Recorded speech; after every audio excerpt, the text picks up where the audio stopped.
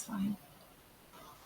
Well, welcome everyone. I'm so glad that you are here today. I am here to talk about one of my passions, decoding your health through functional blood chemistry. I want to talk a little bit about what it is, what it isn't, and how it can be used, and even some tests that will give you some critical information about what's going on with your health inside of your body. I assure you, if you aren't familiar with functional blood chemistry, this is going to be eye-opening. I know it was for me. So if you are here, I would love it if you could use the chat window. I've got that pulled up. So if you have questions, if you want to talk about a particular test, I'm happy to add that information in. So it's not a problem. Feel free to use that chat. If we haven't met before, I'm Judy Lynham. It's nice to meet you, and I am passionate about helping people with their health. Wasn't always as passionate, so let me give you a little bit of background as I try to share my screen with you. There we go. I am a wife. I am a mom of 4 children who are now adults. And I also am my mom to 5 granddaughters, which I am loving. The the the health that I had as I was having my children, as I was raising them, wasn't stellar. And I really struggled for quite a while. I had a hard time getting doctors to listen to me, even in regards to my thyroid. When tests would come back showing that I had issues with my thyroid, doctors were quick to blame other things. In fact, one actually told me that I hadn't evolved enough. And so my body was stuck in the hunter and gatherer stage. And it wasn't really my thyroid. I could just disregard those lab tests. Needless to say, wasn't my practitioner any longer after that. But I was very frustrated with the medical system. And then in 2012, the unthinkable happened, and I was hit head on by a drunk driver in a high-speed collision. It was an accident that really took everything from me, took my ability to communicate. I lost the use of the right side of my body. I became unable to regulate my body temperature. I was dependent on others for everything, and I lost my unborn child. And because of all that, I also became a power wheelchair user because I couldn't use my body, and very overwhelming, especially because doctors couldn't give answers other than it was a traumatic brain injury, but they also gave me no hope for healing. They told me repeatedly that what I was left with at the 1 year mark was what I would be left with for life.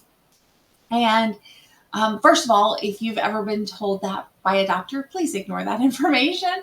I'm here and it's patently not true. But I was left in this situation and taking medications, and it actually wasn't the search for healing for my brain that led to that healing. It was actually the quest for pain relief. I had gone to 3 different doctors and specialists after the 6-year mark of my accident, so 2018. And they encouraged me to just take a prescription painkiller. They're like, your pain is completely understandable given what you've been through. Never mind that the accident was 6 years earlier. And they said, we know you're not medication seeking, so you just need to take the prescription.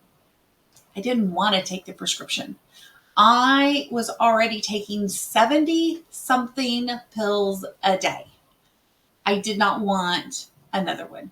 I had already been hospitalized twice with life-threatening reactions and complications because of those medications. And I didn't want to add another one. So I was, asking like, hey, isn't there anything else that could be done here?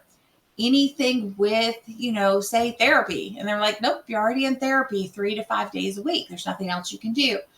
Okay, well, what about environment? They're like, no, you have a great husband. Very true. And he's got you set up for success at home. So you're doing all that you can do. And I said, well, what about food?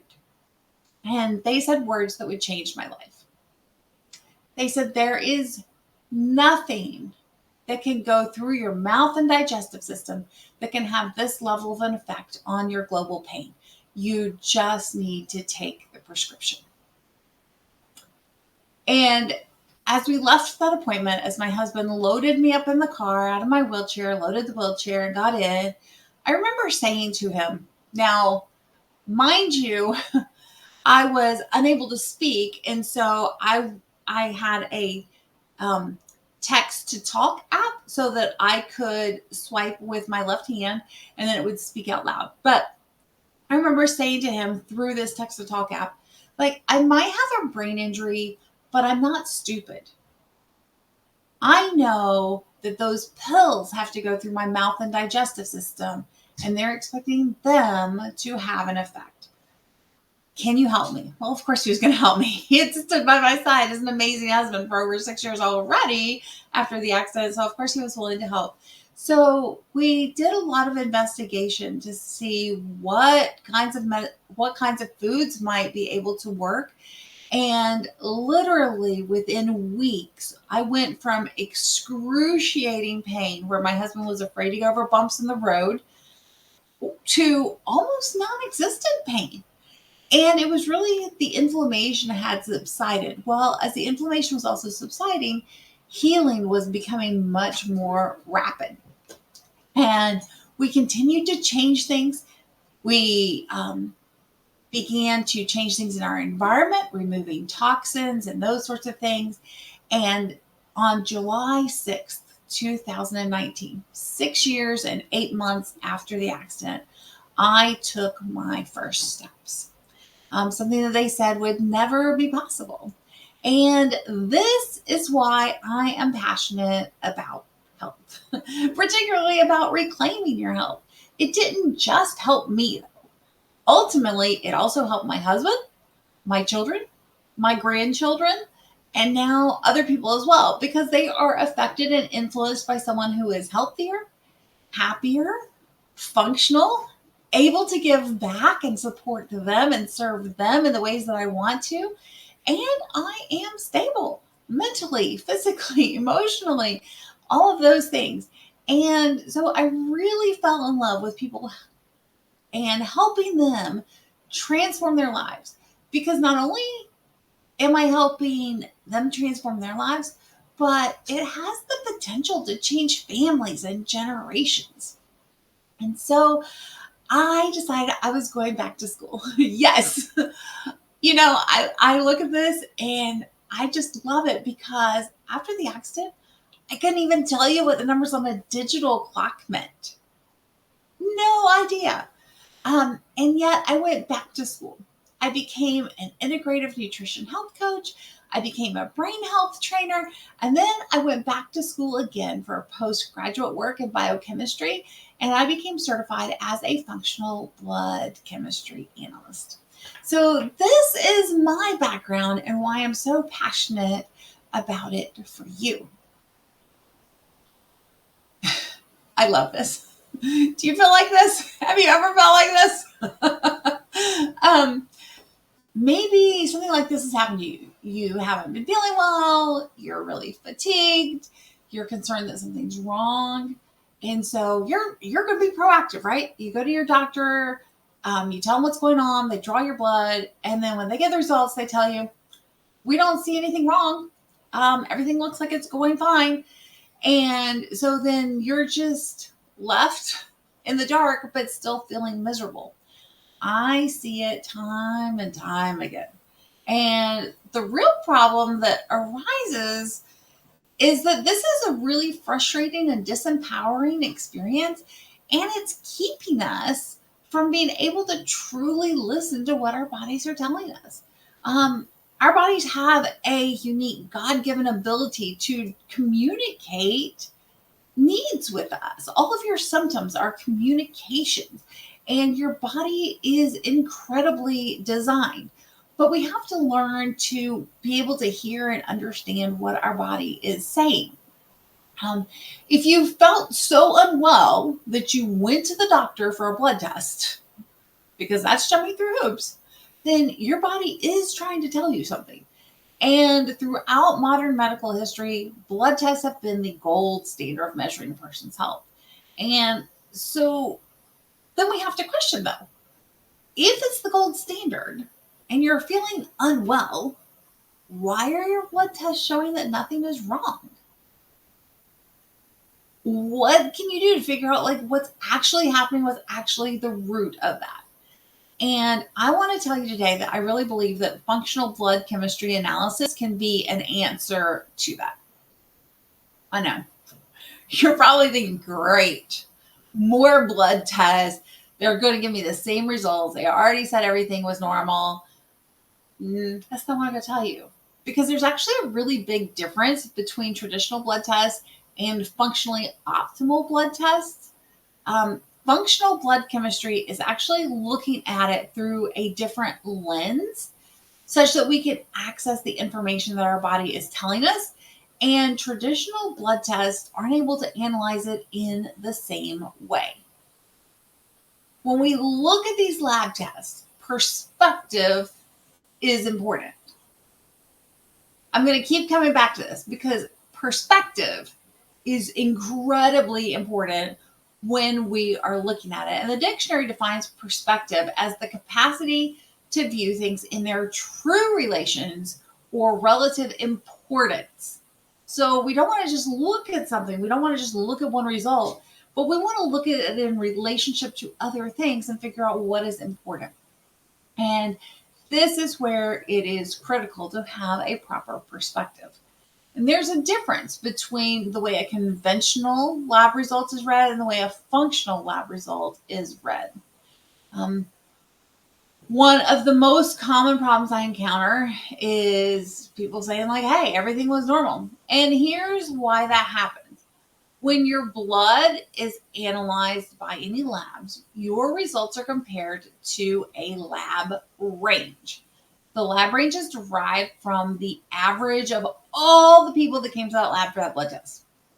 So maybe there's patients with high blood sugar, low blood sugar, high thyroid function, low thyroid functional, high cholesterol, low cholesterol. You get the idea, right? And so from all of those readings, they compile a bell curve, right? You remember that from school. And so we've got the people who are abnormal. We have the bell where it's this whole big group of people that are normal. And then we have this other part that's abnormal, right? And statistically, it's 95% of that whole population is in the normal category. It's only the top 2.5% and the bottom 2.5% that are where it's flagged as high or low by most labs.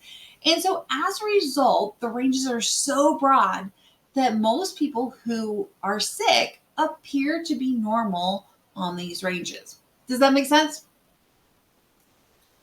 So unfortunately, this leaves the vast majority of people waiting until their dysfunction develops into a full-blown disease before their needs are addressed.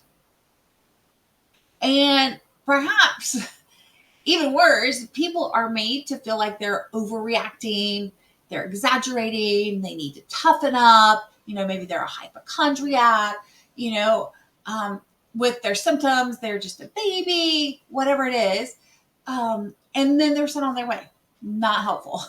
Because then they're left still feeling miserable despite investing the time, the money, the energy to go and to seek out a solution to their very present symptoms. In fact, I had a client come to me with very obvious and visible symptoms. Hives, boils on her skin, and doctors told her, doctor after doctor after doctor after doctor, told her that everything was normal and she needed to quit being a hypochondriac. Hypochondriac? Like, look at the skin. Like, it's very obvious something's going on.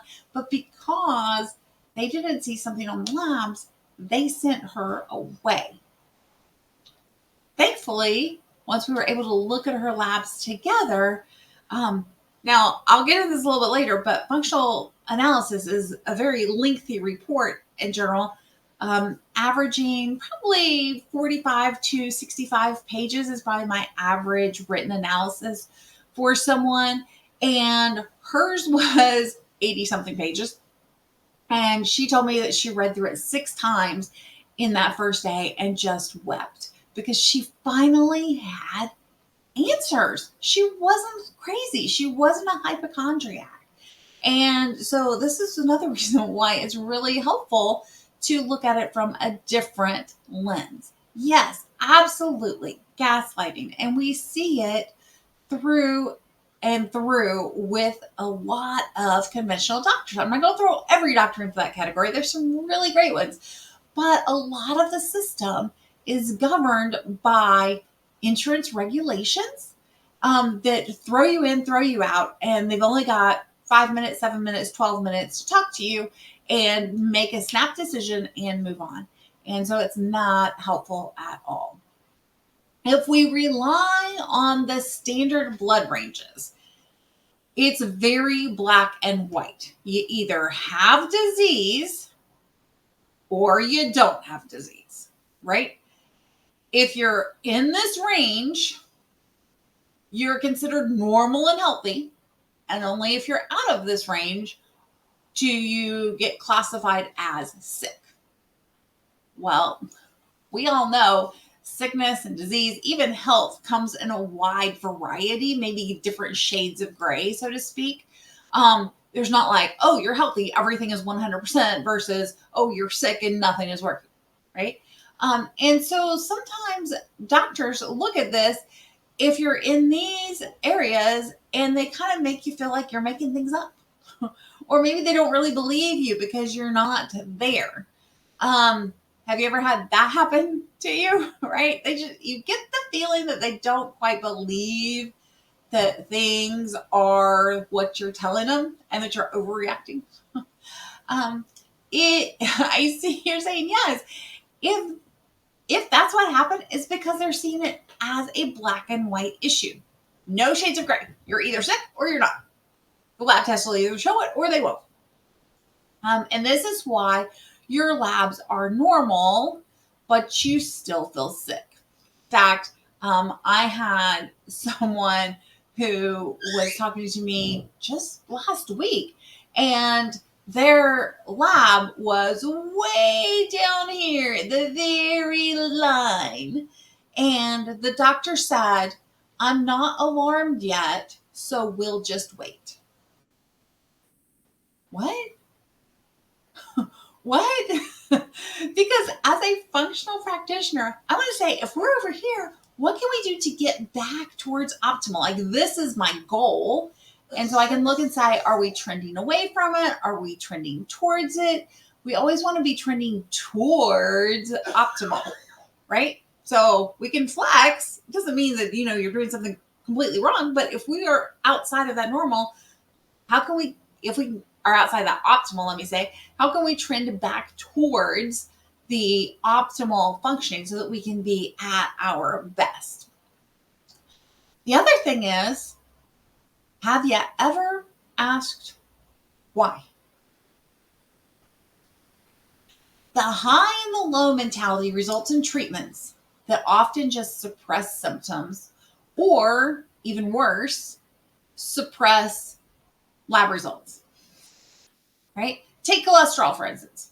If your cholesterol was 350, total cholesterol, they would label it as high, hypercholesterolemia. And you would likely be put on a statin.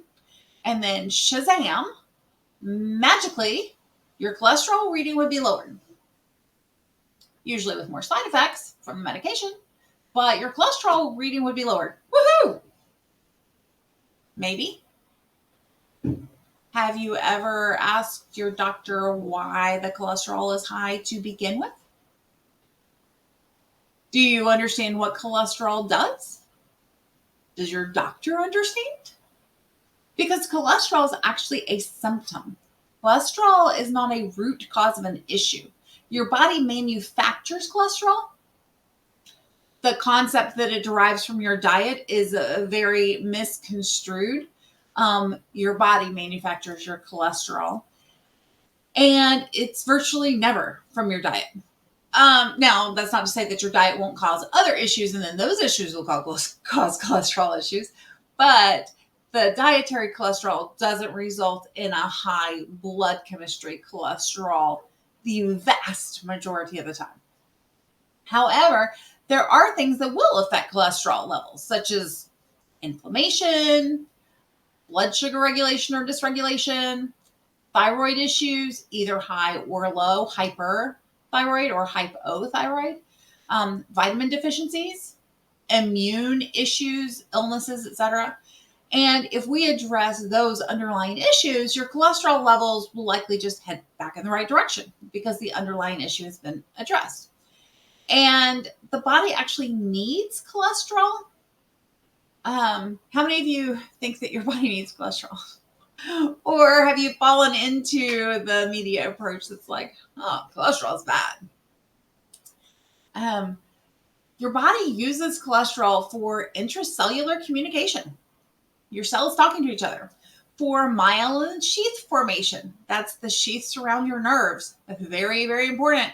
If you're like me, if you've had any sort of neurological issue, you're very well aware of the need for your myelin sheaths around your nerves. It's important for nerve transmission and communication, for manufacturing hormones, for generating vitamin D inside of your body, and also just for the very simple ability to repair and regenerate damaged tissue. So we need cholesterol, and we need a bigger picture. If we don't look at these other numbers, like your LDL HDL ratio, what are your triglycerides at? Where's your glucose and your insulin? Where are your inflammatory markers? What's your electrolyte activity like? What are your liver enzyme levels? Maybe your adrenal markers, your thyroid functions, your gastrointestinal markers. If we don't look at those things, we're not even scratching the surface. We are just suppressing it. So we're not addressing it, right? So we need to look at it in a different way. Perspective.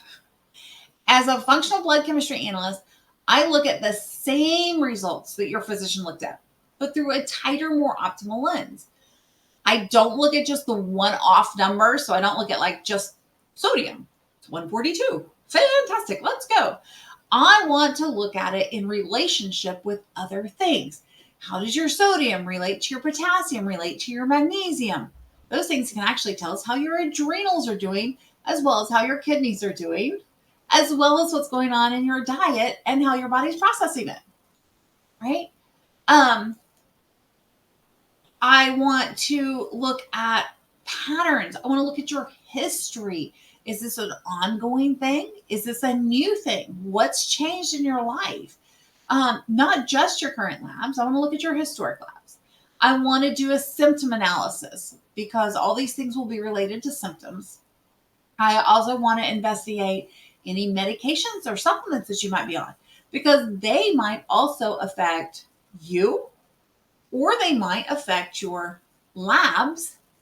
Some give us false readings on labs, and others cause genuine readings because they're causing other issues. So, for example, a lot of psychotropic medications for anxiety, depression, insomnia, those sorts of things will actually affect your liver enzymes. They'll greatly elevate your liver enzymes.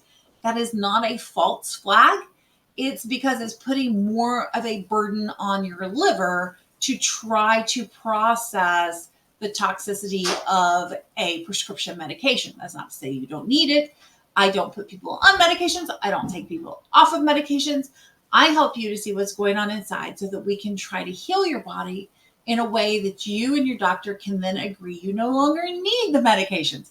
That's always the goal, right? Because if we're able to see what your organs are doing, how they're functioning within your body, then that tells us how to better support and guide you to healing with or without a diagnosis. Do we need a label if we say, hey, your liver needs support? I don't need a label. I can just say, hey, your liver looks like it's struggling. What can we do to support that? So let's look at this in um, something that most people deal with, either themselves or their family. Let's look at blood sugar regulation and dysregulation. In our society, 1 in 3 is diabetic, and it's projected that 1 in 2, half of all Americans, will be labeled as diabetic or pre diabetic within the next 5 years, which is pretty scary considering that it's completely treatable the vast majority of the time by lifestyle nutrition intervention. So, what triggers this? Oftentimes, the path begins with our lifestyle. Irregular sleep. Go, go, go, go, go, go, go. Being pushed. That great American passion to do more and more and more, right? Stress. It's one of the most common reasons that people go to the doctor. It's one of the number one searched conditions on Google is how do I deal with my stress? Stress is very instrumental on the path to blood sugar dysregulation. Poor nutrition, a lot of processed foods can cause this. A lack of movement, very sedentary lifestyles. If you have, say, a desk job or something like that. Even medications can trigger dysregulation.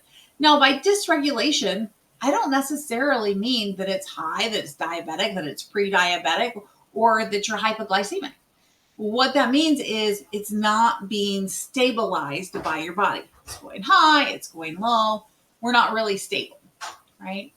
And so oftentimes the next thing that happens is we actually start dipping a little lower. We start finding that we're hangry. Anybody here? Does your family say that you're hangry before meals? I know one of my daughters gets very hangry, and her sister will take snacks with her when they go out so that she can slip them to her sister. I'm like, here, you need this, right? Hangry is definitely a symptom of dysregulation, or being Hannicky. It's what my kids coined it for me because I get almost frantic. Like if it's gone too long between meals, I'll get almost frantic. Like everything has to be done right now. So I don't get hangry, I get Hannicky. Or maybe you get shaky, or a frequent one is that you have fatigue in the afternoon that is relieved by eating a snack. I'm tired, I need to eat, right? Because you're trying to give yourself that fuel, that glucose through your body that's going to keep you going. Maybe even dizziness and confusion can be tied to this. As we keep going, now, mind you, at any point here, we can start sending it back to level, right? But if we don't, we're going to start seeing more fatigue after meals. 45 minutes, an hour, hour and a half after we eat, suddenly it's just like, oh, it's almost like Thanksgiving dinner, right? You're like, okay, I can take a nap now. Maybe weight gain in the abdomen. Insulin drives fat storage. Frequent urination, especially at night. Cravings for sweets, carbs, chips, pretzels, want something bready. Acne, it's often been called diabetes of the skin. It's often one of those precursors that says that we have some dysregulation going on. Irregular menstrual cycles, polycystic ovarian syndrome, all of these things can be tied into blood sugar dysregulation. If we continue going, then we continue to have difficulty losing weight. Memory issues. In fact, dementia has been called type 3 diabetes. Blurred vision, slow healing cuts and sores, and maybe even numbness and tingling, especially in our extremities.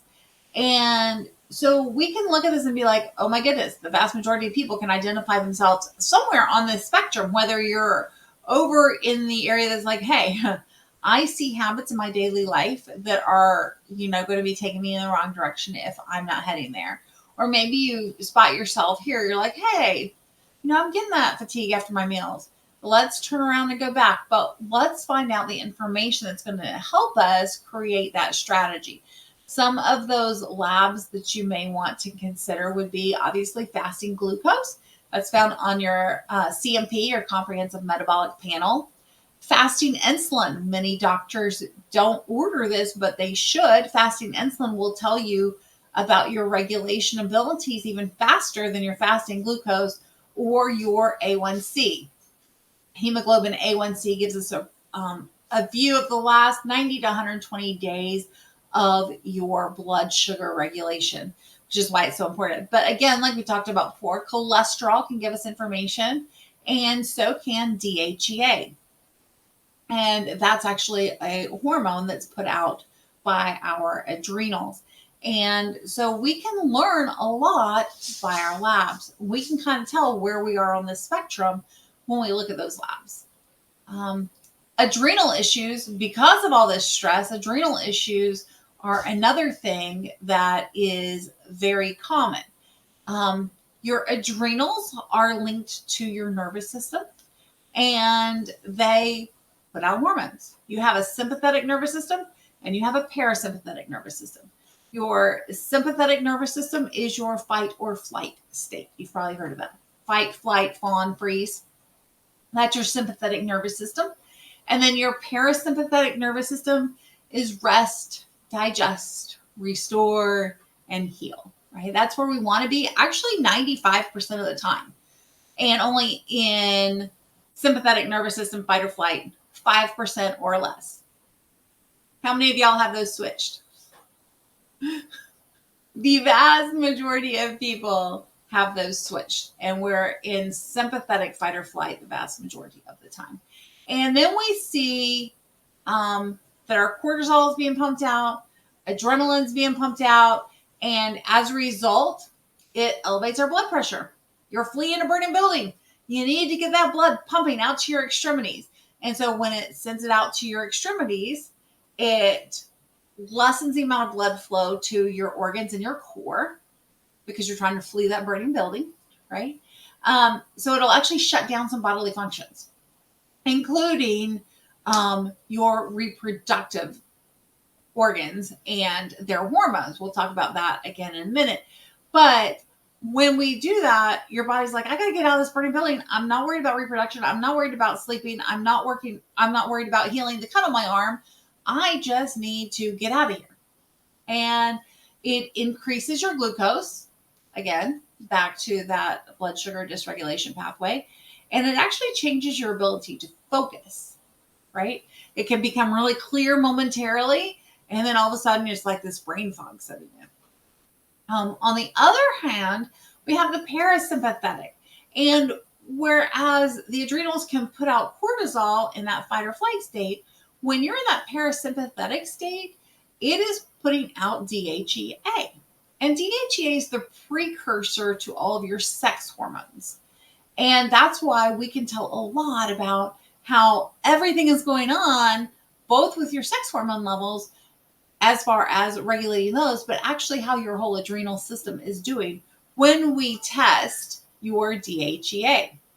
And your DHEA will be broken down into testosterone, estrogen, progesterone, but it will also help you with your mental clarity, your mood, your cellular energy and well-being. And so we want to make sure that we're in a good position to do that. What tests are going to be helpful? Well, obviously hormonal testing, obviously DHEA testing, but also your cortisol testing, your complete metabolic profile, that CMP. It's usually about 14 tests: glucose, sodium, potassium, and those sorts of things. Liver enzymes are often on there.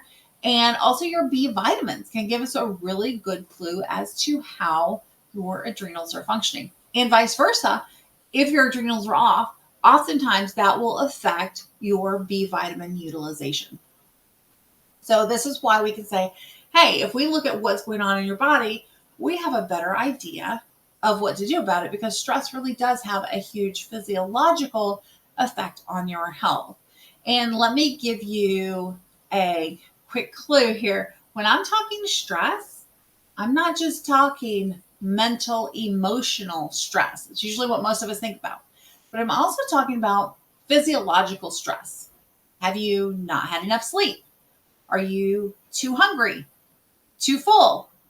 Needing more vitamins? Are you too hot, too cold? Your clothes are itchy? All of those things your body designates as stressful. And so we want to address those as well. Because oftentimes people are like, I don't feel stressed. I don't feel mentally stressed. But then you talk to them more and they're like waiting to go to the restroom far after they needed to go because they're in the middle of something and they're pushing off. Well, that's stressful for your body because it sent you a signal, needed to go to the restroom, and you ignored it and kept going. So we can cause physiological issues. What else?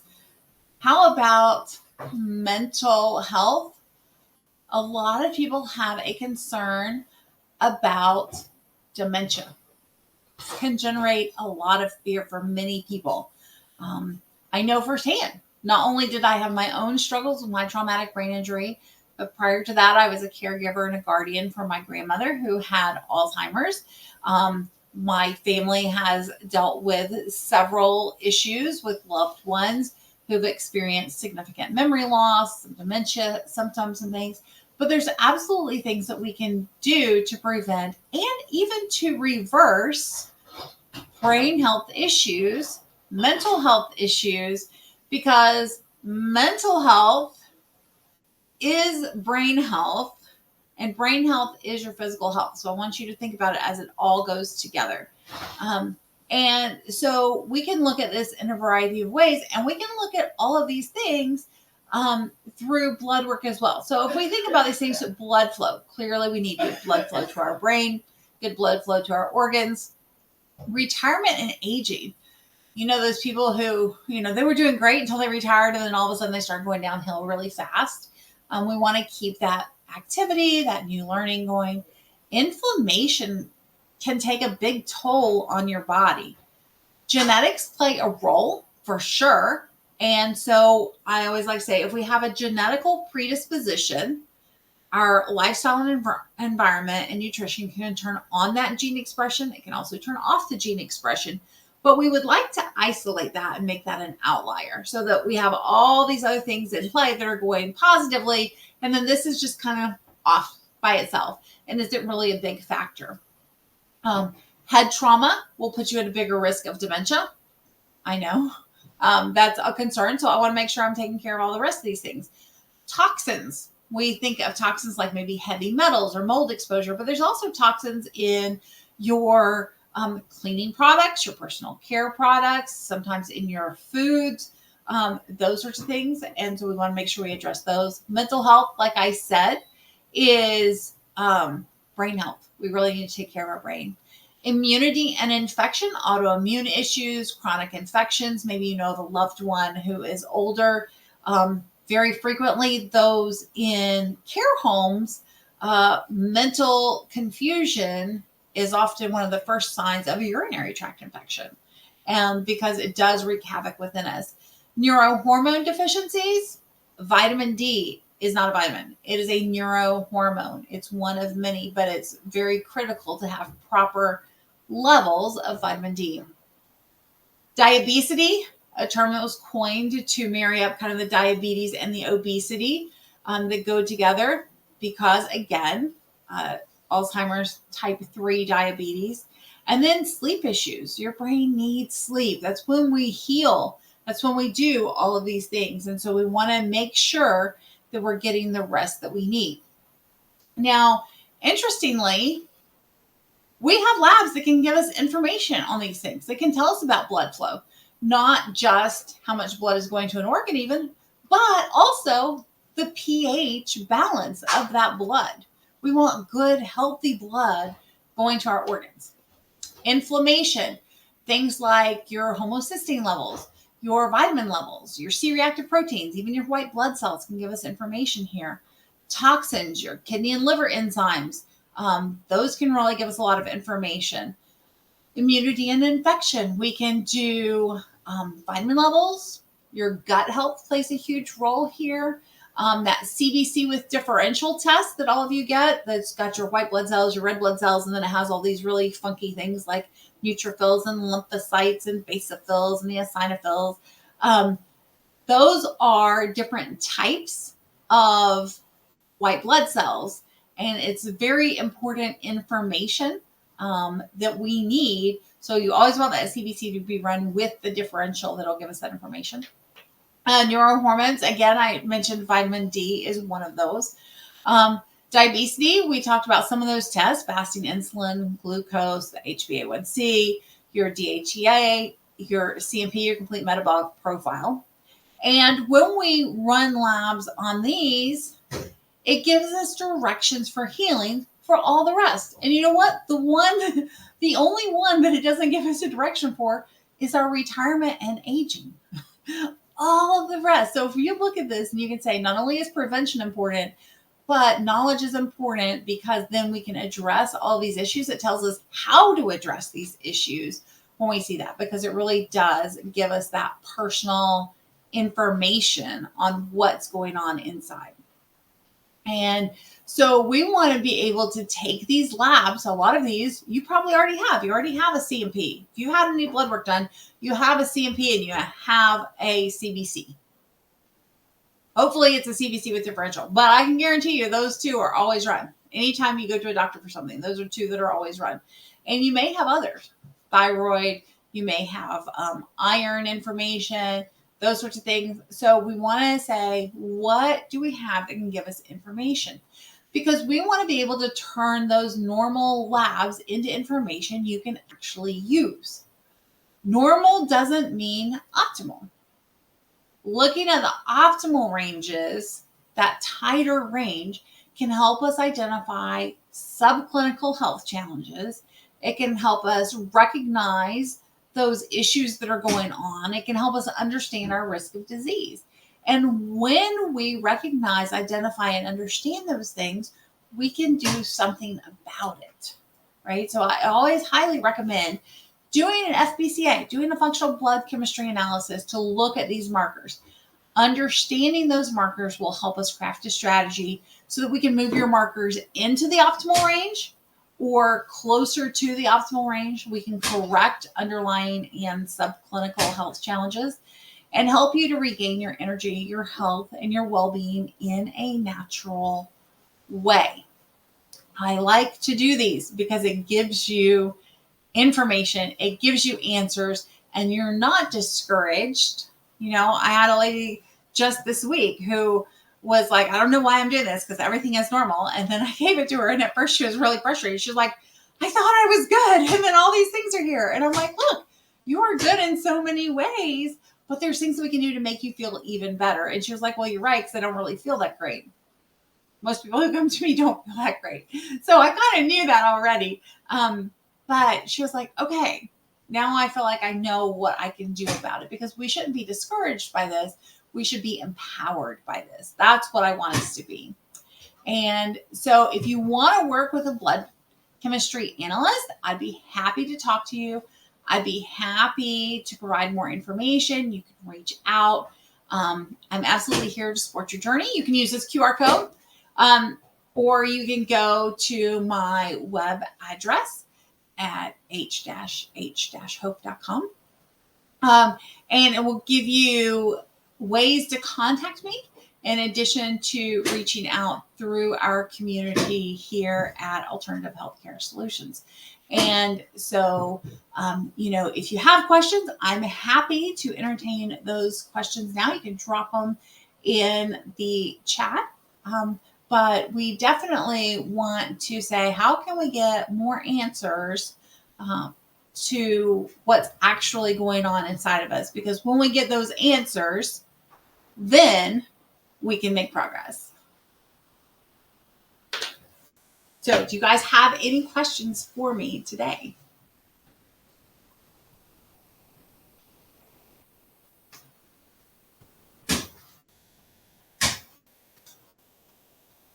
Hey girl, I'm just going to come on real quick and say hi.